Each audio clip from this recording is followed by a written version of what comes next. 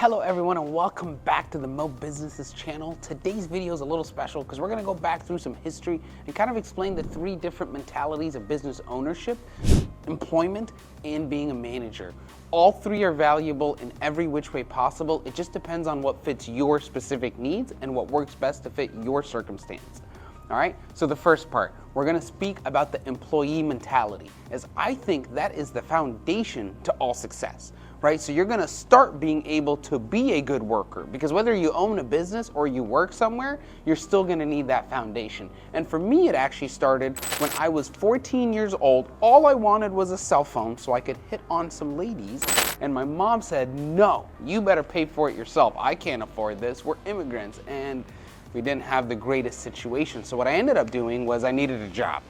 I was this little chubby kid, only getting bigger over time, and I luckily lived near a fairway, which is about half a mile from the house.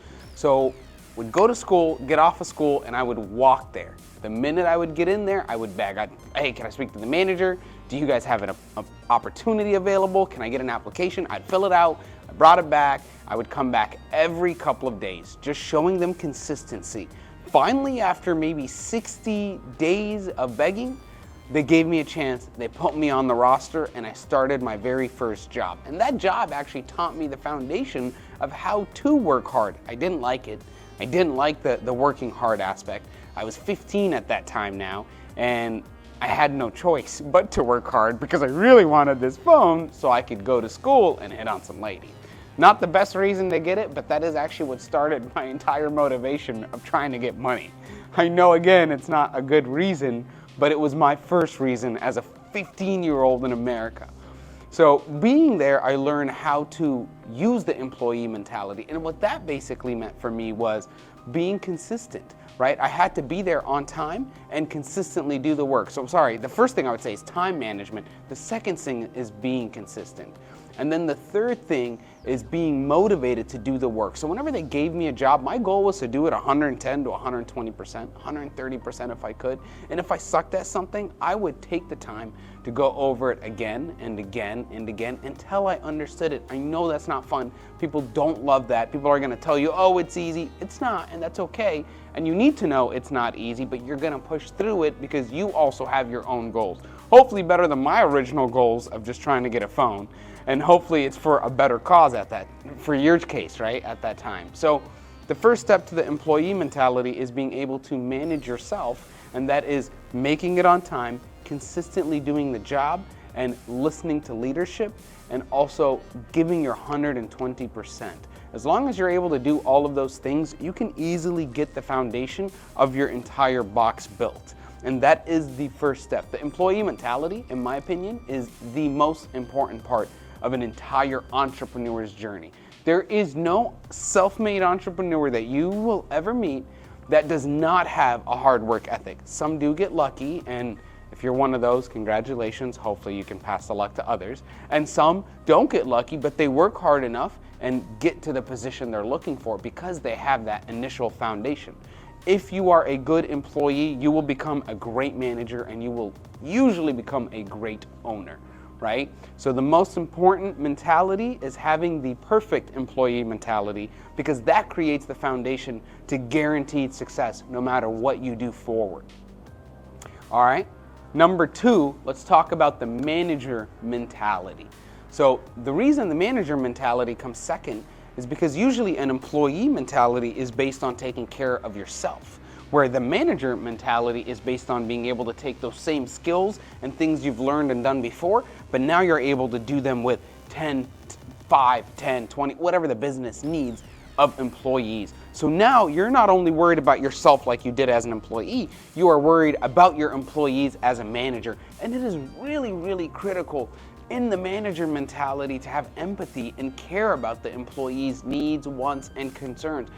I hated my job at first because no manager cared about me, and I started learning that in those types of environments, nobody is gonna excel, right? No matter what it is. Usually when somebody owns a company, they're very passionate about what they're doing, so it's easy to be the employee. It's easy to grow into the manager, and it's hard to become the owner, but at the end of the day, you're able to get those steps because you're passionate about it. As a manager, you need to make sure that your employees are passionate about the work.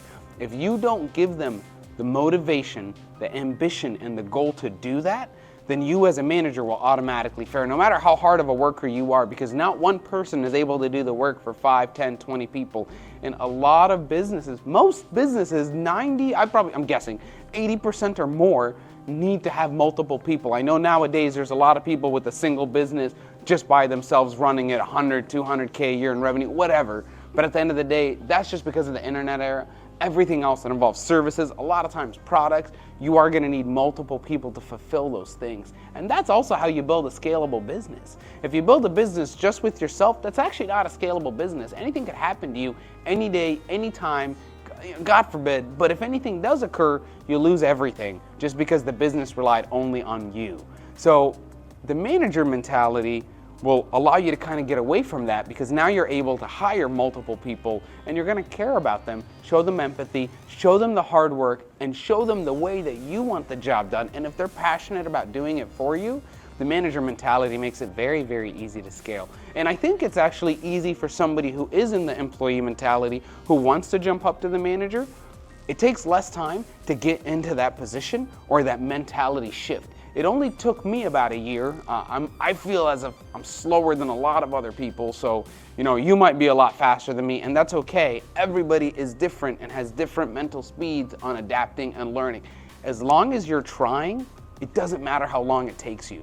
And that is my true cold-hearted belief. A lot of people would say, no, you're stupid, you take too long. No, take your time, do it right, make sure you're comfortable doing it, and that you can get to the next step. I do believe in being uncomfortable to get there, but make sure you're comfortable in the fact that you're adapting and changing and growing and not living in fear doing that, right? So that's why the manager mentality is the next step from employee mentality. Not saying that being a manager is better than being an employee in any way, shape, or form, but what I am saying is you need to take those skill-based skills you got from being an employee, take them to the manager mentality, and able to go to the next step if you choose to, or you could be content managing multiple people. I actually loved doing it. When I had left Fairway, I had started working at Best Buy, and that's where I actually learned the base of the manager mentality, because I started running some of the computer guys. I started managing them. I was the head of the shop, and it took me 7 months. While I was there, still being an employee, I sucked at it. It took me I was told maybe 3 times by the company manager there that I was terrible, I sucked at it, I was the worst employee. I've been called the R word a couple times being there because I was so slow to understand how to sell these new products. Where at Fairway, I didn't have to sell anything, I just had to do physical stocking work, organization, and that's easy to learn as I did it for so many times. Where this was new to me, I had to learn to communicate and sell. And that was something that I wasn't very used to. And like I said, I tend to learn a little bit slower, and I'm okay with that. I don't see it as a negative, and you shouldn't either. If you have skills that are, or if you have negatives like that, don't look at them as a problem, look at them as a solution, because they don't have to be a hindrance, right? So that would be the best way for me to show that I went from an employee to manager, but just know it took me a lot of time. And to this day, I still think I'm missing pieces of that skill, because I immediately started trying to jump to be an owner. All right, so now we've talked about being the employee mentality and understanding the importance and viability of that for your growth in regards to skills, beliefs, and traits over time. Then we went over the management mentality and how those skills that came from employee mentality need to now be scaled to multiple people and be able to empathize and care about them, because that is beyond important. Total side note, if you do not care about the employees, please do not become a manager. You are not only hurting your future, but you are hurting multiple other people's futures, and that is not okay, right? Total side note. Now, the third one is the ownership mentality, and I actually believe that is the hardest one. There are many people that can easily make that transition. For me, it has not been easy. It is still not easy. I am doing a great job, and I'm proud of my team and where we are today and all the companies we have. But what I do want to say is that it is not an easy transition, and you need to be okay with that. Rather than beating yourself up about it, look at the positives and focus on moving forward. As being an owner is probably the hardest thing I have ever had to do in life, and I've watched many other business owners have the same struggles. Being an owner is very difficult because now you're taking the step from managing the employees to now managing the managers who manage the employees. And a lot of times your role as the owner here is somebody calls in here and this manager might not be available. Well, you're here doing that work because you have to, and that's okay. You're willing to, but it's just, that's the thing a lot of people can't really get over.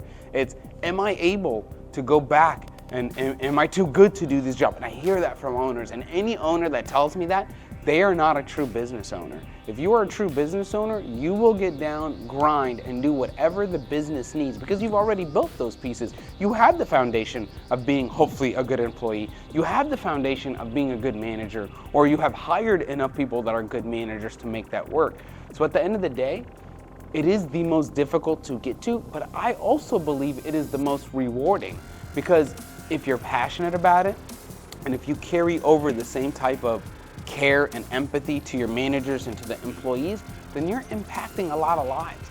You are hopefully making your customers happy with your product or service that you're offering that brings value to them. And then B, on this side, you're making your team, your managers, your employees happy and helping them grow and hopefully make a better future for themselves. And the products and services you're selling are doing the same for your customers. Because honestly, a good owner is a win-win for everyone. And that is why I truly believe in entrepreneurship, and I have been willing to do it for as many years as I have been, because I believe it is very fulfilling value-wise to your customers, to your employees, to your managers, and basically the whole circle. If you're a good owner, you are making everyone happy, and if everyone's happy, you are collecting value on that. And that value in our day and age is converted into capital. And then you use that capital to get more employees, to provide more services, to be able to help more customers. Thus, you're slowly changing people, whether it be city by city, state by state, and some companies change the world. Just make sure that it's for a good cause, you're passionate about it, and then you will be able to do it. The hardest thing I think about being an owner mentality is the adaptation that you have to continue doing every freaking day. As your business adapts, needs different things, different clients come up, different problems come up, you need to be passionate to solve those problems and make sure your team is on the same mission and vision as you are. And that is not an easy task, especially if you're selling a product or service that's different or new or groundbreaking or innovative or just different from societal standard needs and wants. So that's just something to think about as you are transitioning to being an owner. I personally believe anybody can do it. Some people say you're not meant to do it, but I think anybody is meant to do anything that they put their mind to. In my opinion, nobody is stupid, nobody is dumb, nobody is the R word in a way. The real answer here is, are you motivated and do you want to do it? And I think anybody can do anything they want as long as they answer those two questions. Are you motivated and do you want to do this? Because if you do and you're motivated to do it and you can withstand the test of time, you can technically make many businesses succeed. And I think right now a lot of businesses fail because 1, poor planning, 2, no passion behind it, and then 3, not long enough time horizon to let it either unfold or think it through to solve some of the issues that do come up when you are running a new business, right? Entrepreneurship is fulfilling, being an owner is fulfilling, but so is being a manager and an employee, especially if you're passionate about it. Just make sure that whatever you do, you're passionate about it, because then there's no way to technically get sick of it. Over time you might, and you might adapt and change here and there, but at the same time you're stacking those skills and you're getting better and better using whatever you're doing. So if you are an accountant and you're passionate about it, you're gonna get better and faster at it. Then you're able to sell the services at a higher price. You're able to hire people to help you. So anybody can technically start a small business and enjoy it, especially if they're passionate about it. I do believe in you, and I believe in anybody trying. If you're taking the time to watch this video and you're trying to learn or build value for what you're doing, please don't hesitate. Email us, comment below, give me ideas, questions.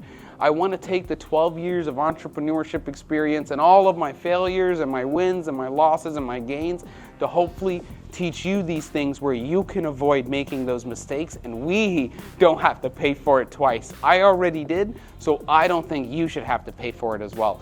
Thank you so much for watching the Mo Businesses channel. Please subscribe below. If you've got any questions, comments, don't even hesitate to email my team and I. It means so much, and hopefully we brought value to you today. Thanks again.